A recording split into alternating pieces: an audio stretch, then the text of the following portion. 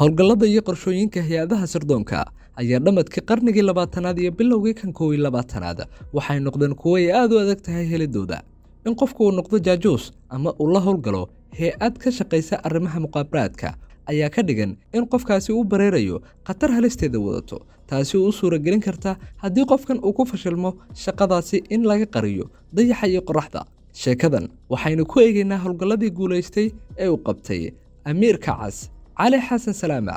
cali xasan salaama waxaa lagu naanaysaa amiirka cas waxaana ahaa aasaasihii iyo maskaxdii ka dambeysay kooxdii Black September ee weeraro dhowr ah ka fulisay qaaradda Yurub oo ugu weyneed weerarkii Munuq ee lagu dilay ciyaartoyda Israa'iil sanadii 1972. waxaa aad u xoogaystay iska horimaadada iyo weerarada Tel Aviv iyo Qudus ee u dhaxeeyay Yahuudda xooga ku haysata dhulka Falastiiniyiinta wixii ka dambeeyay sanadii 1940. xilligaas oo xukuumadda Tel Aviv ay weeraro ka bilowday dhulka ay ku sugan yihiin dadka Falastiiniyiinta. bishii May sanadii 1948 markii si rasmi ah loogu dhawaaqay Israa'iil inay tahay dawlad madax bannaan oo Mareykanku uu aqoonsan yahay, waxaa bilowday dagaalkii ugu horreeyay ee Israa'iil iyo sidoo kale wadamada Carabta.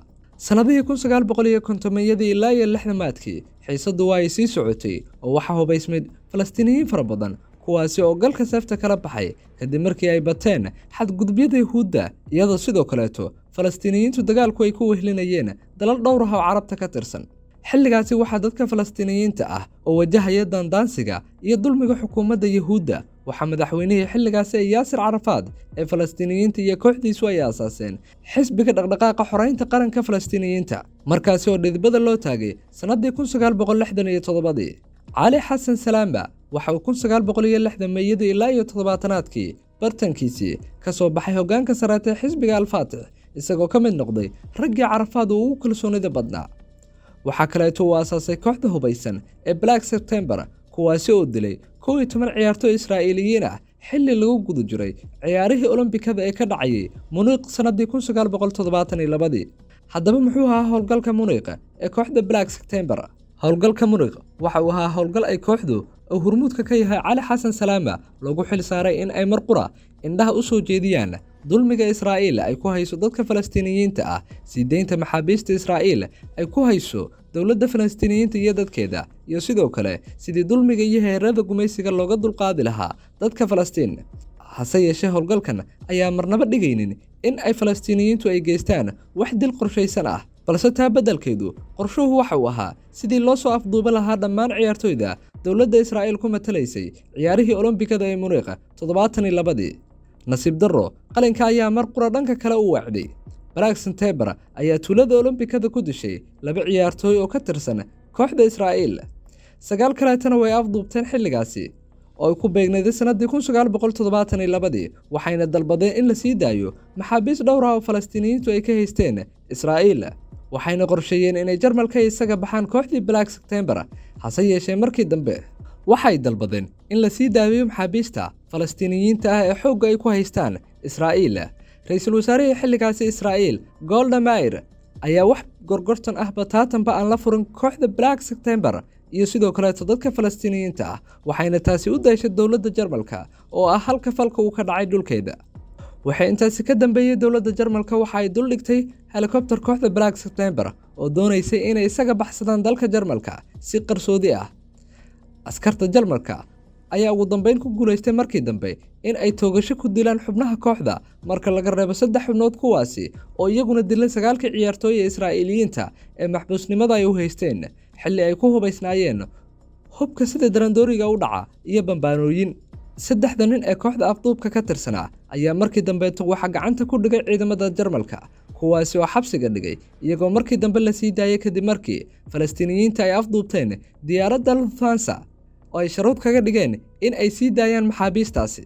dhacdadaasi kadib warbaahinta reer galbeedka iyo Israa'iil waxay sawireen cali xasan salaama inuu ahaa maskaxdii ka dambeysay howlgalkii Munuq. hogaamiyihii Black September aasaasihii iyo tababarihii kooxda ayaa la sheegay inuu yahay cali xasan salaama markaas oo shaashadaha iyo telefishinada lagu dhijiyay sawirada cali xasan salaama.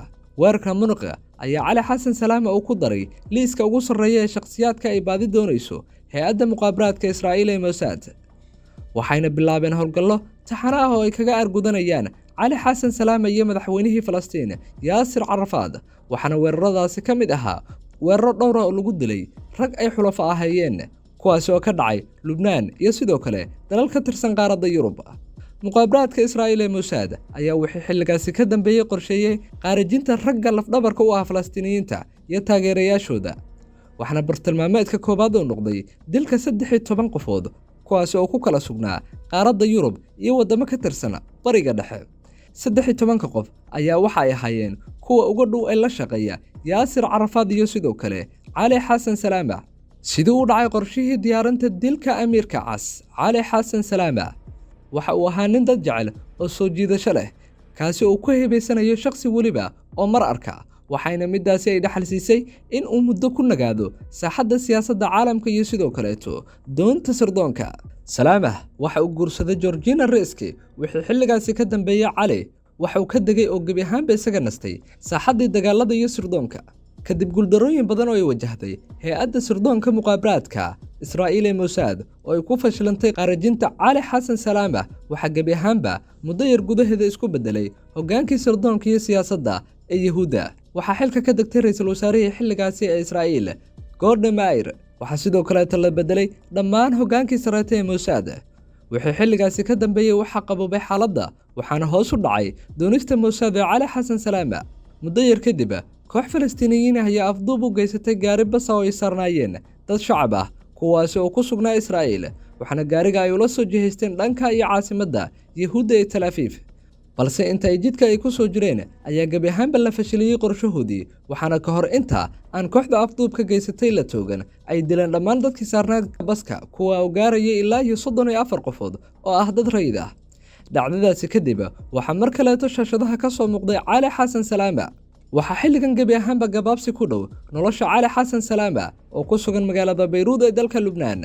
bilowgii sanadii 1979 magaalada Beirut waxaa soo gaaray 3 dhalinyaro ah kuwaasi oo midba uu xilli gooni ah ka soo degay madaarka duulimaadka Beirut, waxayna hayeen dadka loo xil saaray in ay dayaxa iyo qoraxda ay ka qariyaan Cali Xasan Salaama.